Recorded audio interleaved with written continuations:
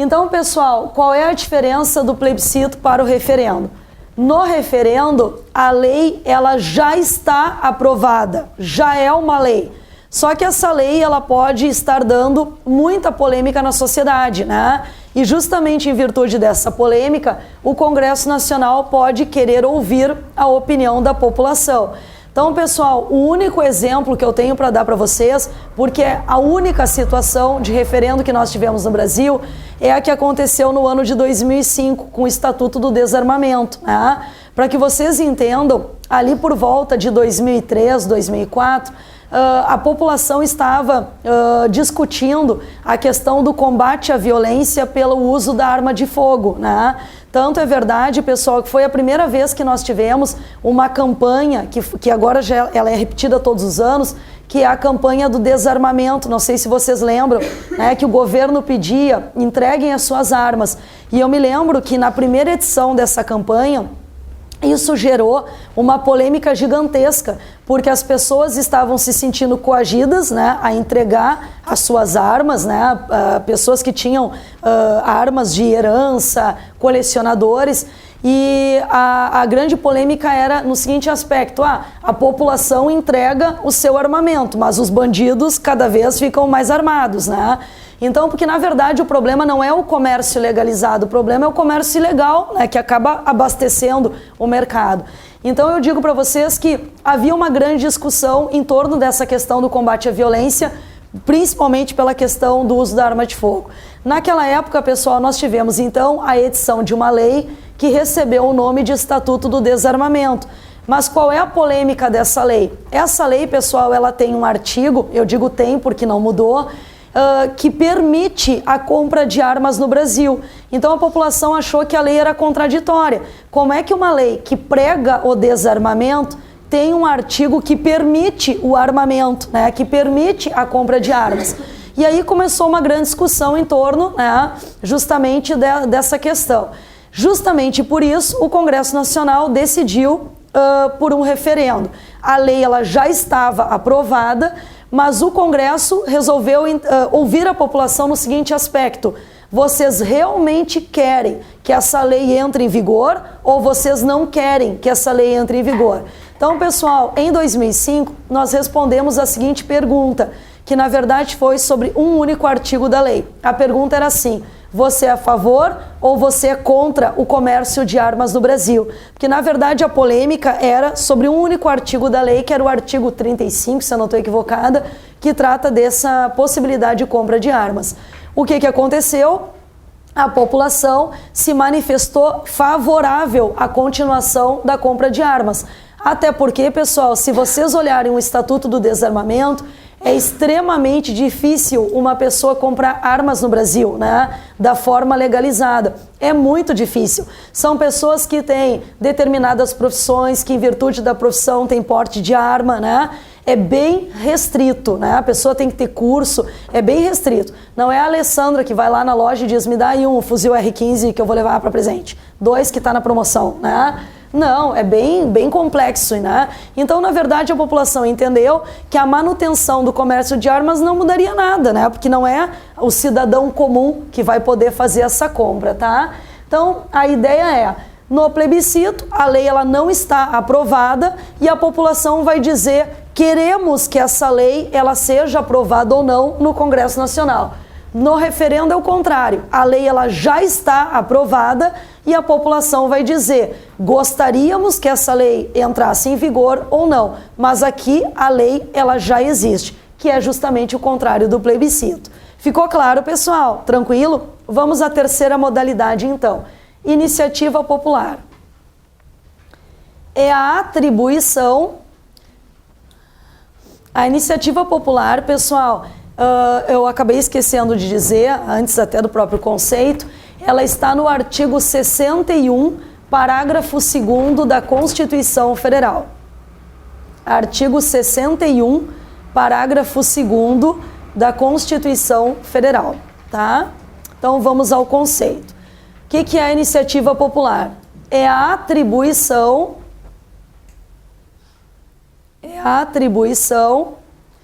da competência legislativa É a atribuição da competência legislativa para dar início a um projeto de lei. É a atribuição da competência legislativa para dar início a um projeto de lei a uma parcela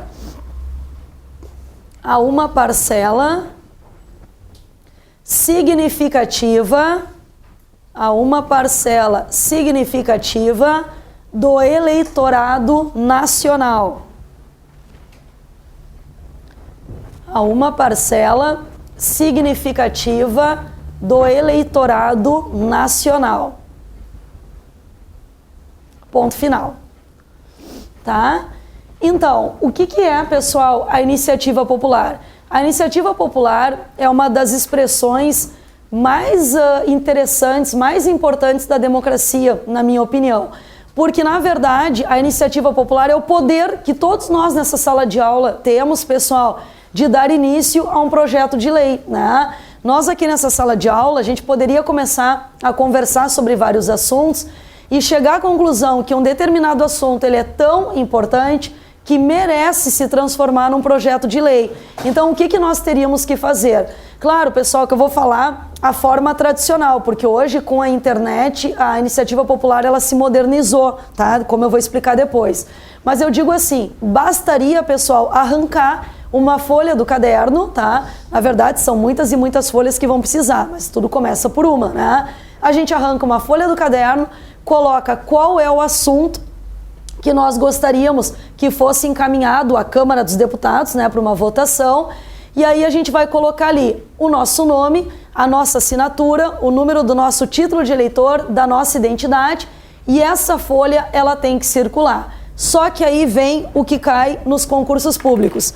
Pessoal, a iniciativa popular, para ser encaminhada à Câmara dos Deputados, ela tem um percentual mínimo de eleitores que devem assinar essa lista. A pergunta é, quantos % dos eleitores devem assinar essa lista para que ela realmente seja encaminhada ao Congresso? Diz a nossa lei, tem que ter no mínimo 1% do eleitorado nacional. Tá? Então não adianta, pessoal, esse eleitorado, né, esse 1%, estar todo no Rio Grande do Sul. Né? Se tivesse todo no Rio Grande do Sul, bom, se faz uma lei estadual, né? Não uma lei de caráter federal. Então tem que ter 1% do eleitorado nacional. Isso é muita gente, pessoal, isso ultrapassa a casa do 1 milhão de eleitores. Tá? Esse 1% do eleitorado nacional tem que estar dividido, pessoal, no mínimo por 5 estados, tá? Então, bem o que eu estou dizendo, né? Não pode ser 1% todo no Rio Grande do Sul, né? Tem que ter, digamos assim, outros estados aderindo àquela proposta que foi feita, tá? E ainda diz a nossa lei que em cada estado, pessoal, cujos eleitores assinam essa lista, não pode ter menos de 0,3% de eleitores assinando. Porque se no Rio Grande do Sul a única pessoa que assinou é a Alessandra, isso não manifesta a vontade das pessoas, concordam comigo? É uma única pessoa que diz que concorda, né? Então, a ideia é mostrar que nós temos uma quantidade significativa de eleitores, 1%, né, do eleitorado nacional, que esse 1% ele está dividido em vários estados, justamente para mostrar, olha, não é um assunto que é importante só para o Rio Grande do Sul. Pelo contrário, né, Rio Grande do Sul, São Paulo, Rio de Janeiro, Minas e por aí vai, todos aderiram, né, àquilo ali que está sendo proposto. E o detalhe, em cada estado que participa, né, como eu acabei de dizer, não pode ter menos de 0,3% de eleitores assinando. Tranquilo? Pessoal, vocês lembram de uma iniciativa popular, de alguma iniciativa popular que tenha se transformado em lei? Na verdade, tem vários exemplos, né? Eu vou citar 2 exemplos, tá? Um, pessoal, é um exemplo que em época de eleições, vem com tudo, né? Que é a lei da ficha limpa. A lei da ficha limpa, pessoal, é fruto de uma iniciativa popular, foi aprovada no ano de 2010, lembram? Que naquele ano, pessoal, queriam porque queriam que a lei da ficha limpa fosse aplicada às eleições de 2010. Só que aí se chegou à conclusão de que iria de encontro ao que prega o artigo 16, né? Porque o artigo 16 que a gente vai estudar, ele diz que qualquer mudança no processo eleitoral só pode, digamos assim, repercutir nas eleições, nas próximas eleições, e não na eleição do ano que a lei foi aprovada. Concordam comigo? Essa lei da ficha limpa, ela teve mais de 2 milhões de assinaturas, né? Justamente pedindo, aquele pedido do povo de que os candidatos tenham um mínimo, né, de moralidade, não sejam pessoas que estejam, digamos, sofrendo processos, né, por órgãos colegiados. Ela é fruto de uma iniciativa popular. Teve uma outra situação, essa ela é mais antiga, mas ela ficou muito conhecida, que foi uma situação, pessoal, que aconteceu, se eu não estou equivocado, em 1994. Em 1994, teve um sequestro em São Paulo de um menininho de 4 anos, um filho de um casal de japoneses, né?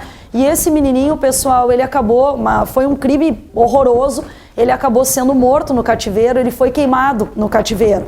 E foi uma situação de comoção nacional, né? E eu me lembro que a Glória Pérez, que há 2 anos antes, né, tinha perdido a filha naquela situação daquele caso do Guilherme de Pádua, lembram, pessoal? Que ficou bastante famoso. A Glória Pérez ajudou a família, né, porque ela é uma pessoa muito conhecida, e ela, até me arrepio de me lembrar, ela liderou uma iniciativa popular pedindo que a extorsão mediante sequestro se transformasse em crime hediondo, né? Eu me lembro que foi, assim, uma comoção nacional, né? Teve muito mais, pessoal, de 1 milhão de assinaturas. Nossa, ultrapassou, assim, folgado. E nós tivemos uma mudança, então, na lei dos crimes hediondos. A extorsão mediante sequestro se transformou num crime com uma punição mais rigorosa. Então, eu digo para vocês que a iniciativa popular ela é bem interessante. Nós temos várias situações, pessoal, de leis que, né, se transformaram em leis fruto desse pedido da população. E eu sempre comento em aula, porque a gente às vezes tem uma certa desconfiança quando a gente recebe algum pedido, né? Quando eu falei da internet, hoje a iniciativa popular ela está mais moderna. Hoje, pessoal, as petições elas são online, né? Então tu recebe, vocês nunca receberam, até pelo próprio Facebook, assine a petição que diz lá uma lei para que os cachorros que estão na estrada sejam recolhidos. Vocês nunca receberam? Até pelo Facebook a gente recebe isso, né? E às vezes a pessoa fica um pouco desconfiada. Pessoal, é que hoje, com a internet, a lei da iniciativa popular, ela não diz qual é a forma, ela só diz que tem que ter assinatura mínima, coloca esses critérios que eu acabei de dizer. Então, hoje, o que as pessoas fazem? Preenchem um cadastro, né? Colocam ali o seu nome completo, o seu RG, às vezes colocam CPF, né? Colocam todas as informações para identificar a pessoa. E aquilo acaba servindo como uma petição, um pedido público que vai ao Congresso e o Congresso vota. Então tem muita coisa interessante, né, que parte desse pedido popular. Pode falar. Tu diz a legitimação pela assinatura, tu diz? Não há forma de confiabilidade, que outra pessoa poderia fazer isso. Não é hoje, online não é uma coisa 100% garantida, né? Porque obviamente eu posso pegar os teus dados, por exemplo, né? E ter acesso aos dados da pessoa não é uma coisa difícil, né? Porque, na verdade, quando a gente faz uma compra, existe já o cadastramento dos próprios dados, né? Não é uma coisa de extrema, digamos, confiança, né? Mas eu digo assim, entre aceitar ou não, justamente aquilo ali reflete quando há uma discussão, né, na sociedade. Não é uma coisa assim que se observa que é isolado ou que é de interesse de um determinado grupo, né? Então, claro que há a desconfiança. Até porque eu te digo, na mesma forma do papel, nunca há 100% de certeza, vocês concordam comigo? Porque na verdade eu posso falsificar a assinatura da pessoa e acho muito difícil que exista uma conferência nesse sentido. Aliás, acho praticamente impossível, tá?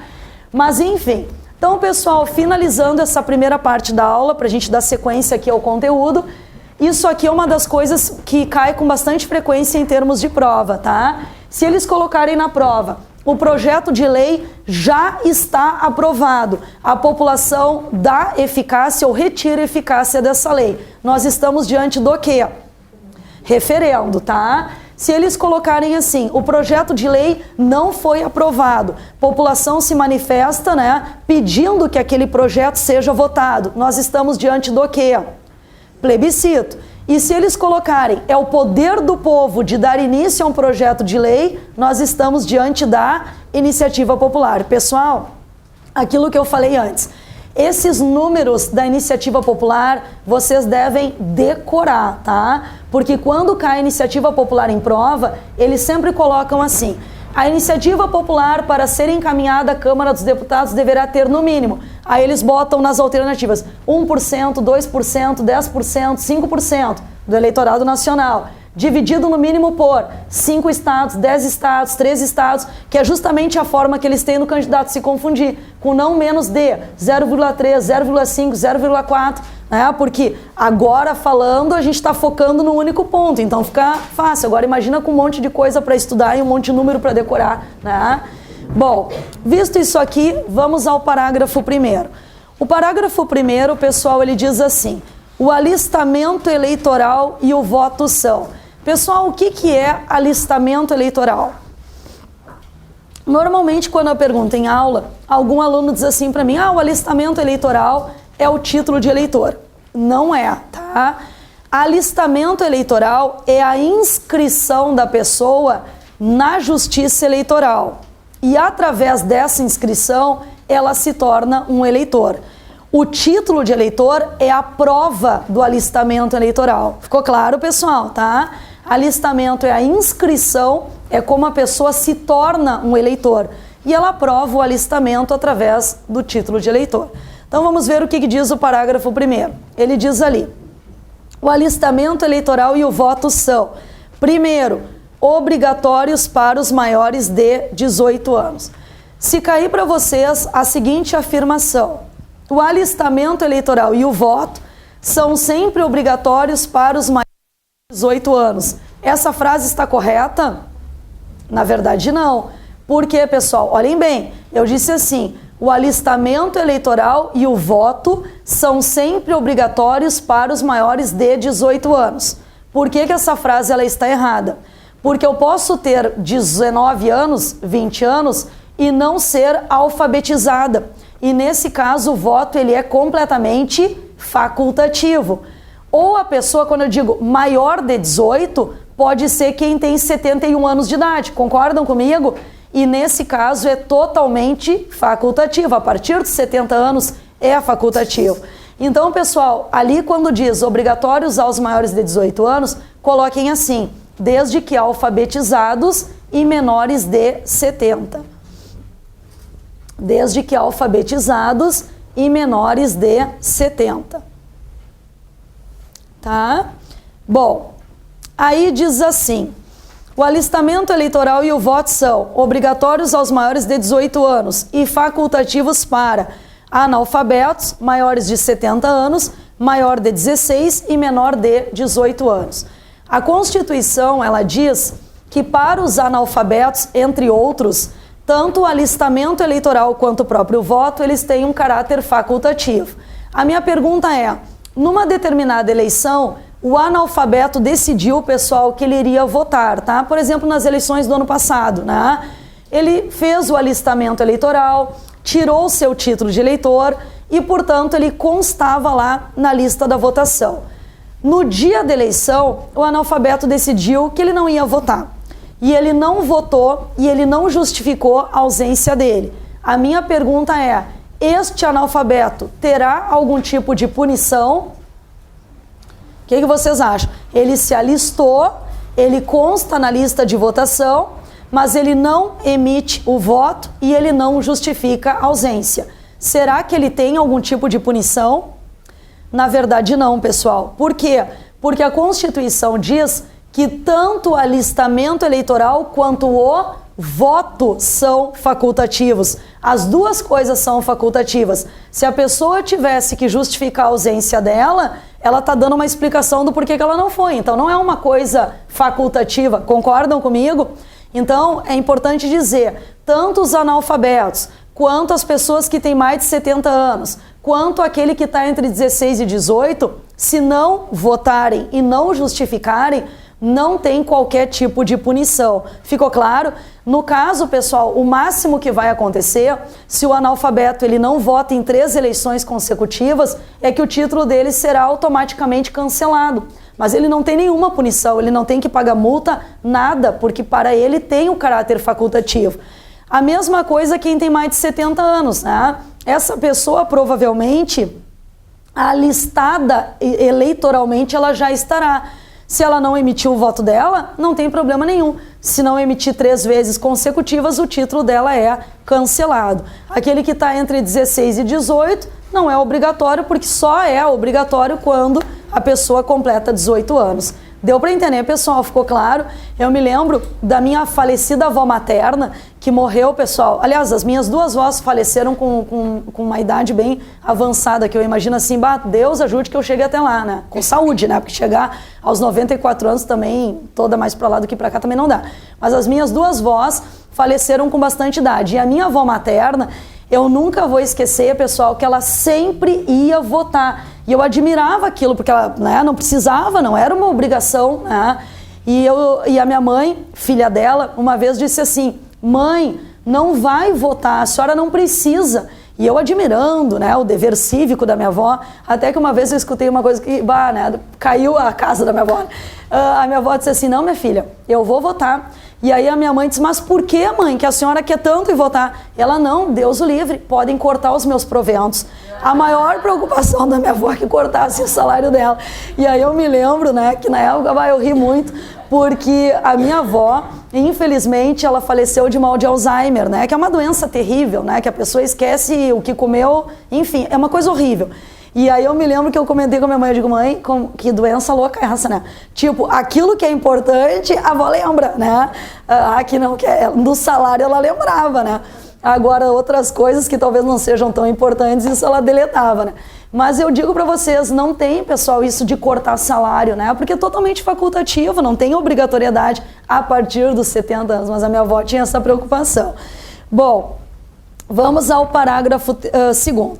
O parágrafo 2º, ele diz assim, não podem alistar-se como eleitores os estrangeiros e durante o período do serviço militar obrigatório os conscritos. Quando a Constituição, pessoal, ela diz que não podem alistar-se como eleitores os estrangeiros, a pergunta é, existe alguma exceção? Tem algum estrangeiro que pode se alistar como eleitor no Brasil? O que vocês acham? Quem, pessoal? Vocês devem cuidar, porque não é o brasileiro naturalizado. Porque o brasileiro naturalizado, ele não é estrangeiro, ele é brasileiro. Pessoal, apenas os portugueses equiparados, tá? Então coloquem aí. A única exceção que nós temos de um estrangeiro que pode se alistar como eleitor, e eu já vou relembrar vocês o porquê, é o português equiparado.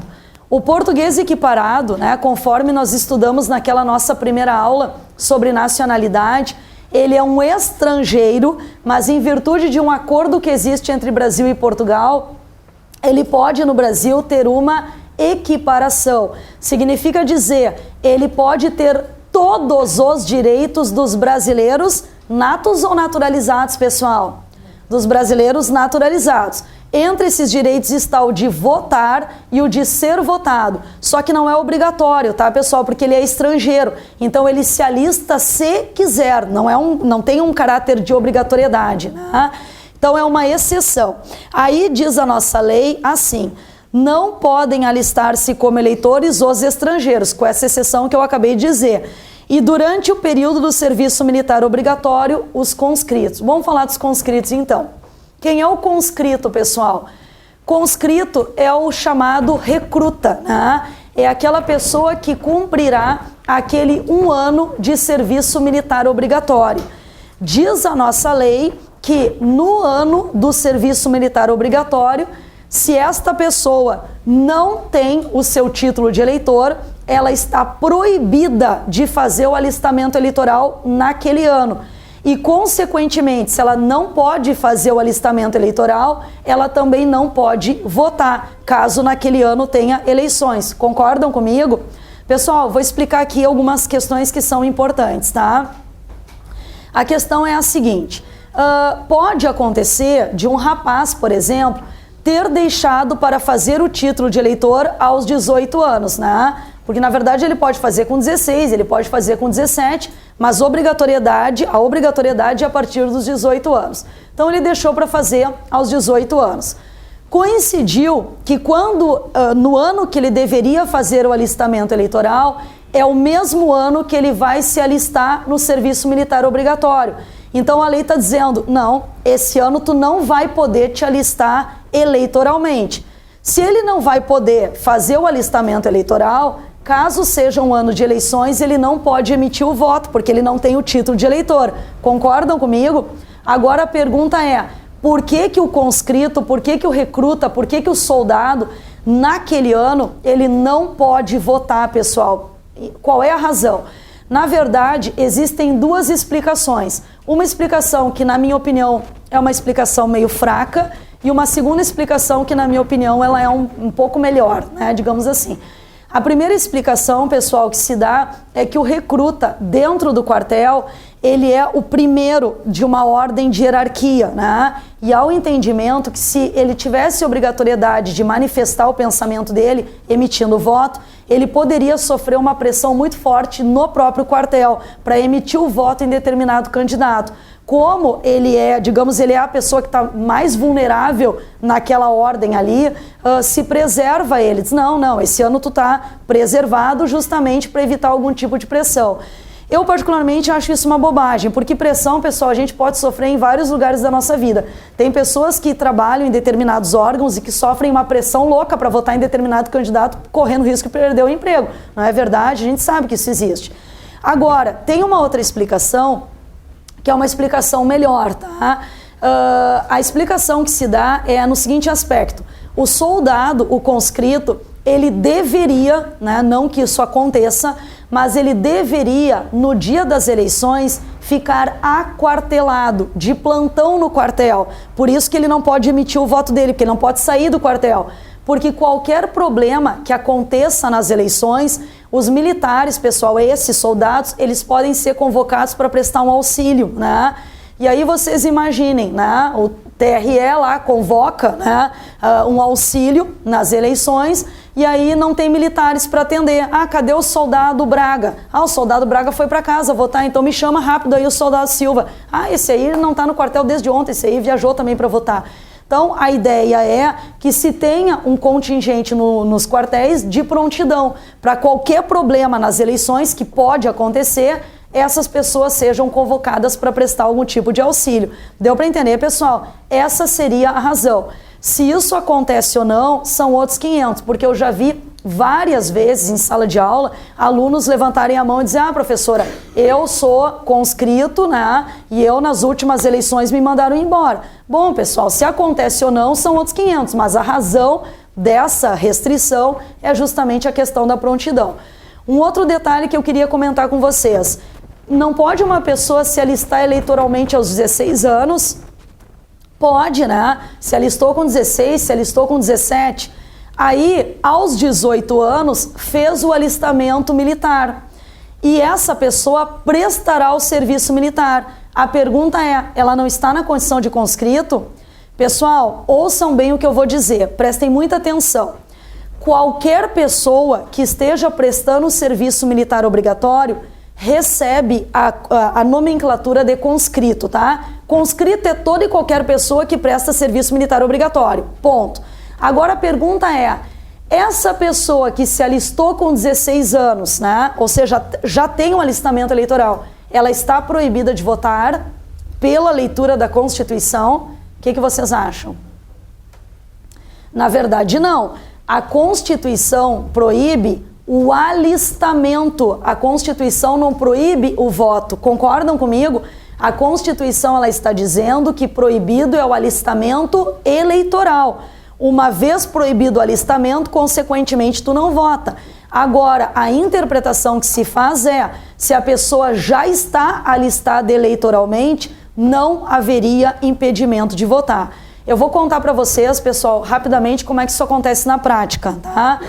Na prática, pessoal, toda pessoa que presta serviço militar obrigatório, com título ou sem título, ela não vota. Porque o que acontece? Quando tu te alista no serviço militar, vai ser perguntado lá no quartel se a pessoa já tem o título de eleitor. E ela vai dizer sim, já tem o título. Então o quartel vai pegar esse título, vai reter o título. E o quartel manda essa informação para a Justiça Eleitoral, avisando que naquele ano a pessoa cumprirá o serviço militar obrigatório. Na lista da votação, vai o nome da pessoa e vai do lado assim escrito, conscrito. Significa dizer, essa pessoa nesse ano não vota.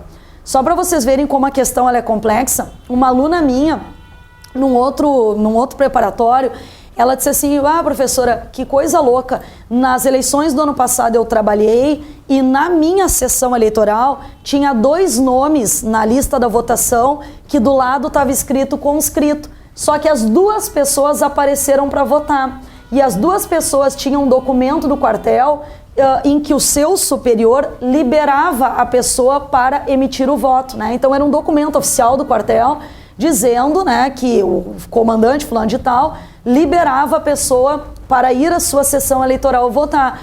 E aí ela disse que lá surgiu uma certa dúvida, mas que deixaram, né, as pessoas votar. E aí ela disse que depois, enfim, lá na própria Justiça Eleitoral disseram que não tinha problema. E aí ela estava questionando, será que isso foi certo? Na verdade pessoal, porque como a pessoa já tem o título, ela não está proibida de votar, vocês entenderam? E aquele documento do quartel é justamente para dizer, olha, o quartel liberou a pessoa para ir embora, liberou para que ela emitisse o voto, então tá tudo certo, né, com a vida dela. Mas é só para que vocês saibam, tecnicamente, na prática, toda pessoa que está prestando serviço militar não vota. Em termos de concurso público, quem não vota é quem não tem alistamento eleitoral. Se já tem um alistamento, o voto estaria permitido. Deu para entender, pessoal? Tranquilo? Bom, vamos ao parágrafo 3º. O parágrafo 3º diz assim, são condições de elegibilidade na forma da lei. O parágrafo 3º, ele coloca ali, pessoal, 6 requisitos obrigatórios que devem ser preenchidos por qualquer pessoa que pretenda concorrer a um cargo, tanto no executivo quanto no legislativo, tá? Então, existem 6 requisitos obrigatórios, né, bem como eu estou dizendo, para preenchimento a qualquer cargo, seja do executivo, seja do legislativo. Que requisitos são esses? A Constituição diz que uma pessoa, para poder se eleger, né, para poder ser eleita, ela tem que ter nacionalidade brasileira. Pergunto a vocês, como gostam de buzinar, né? Barbaridade, né?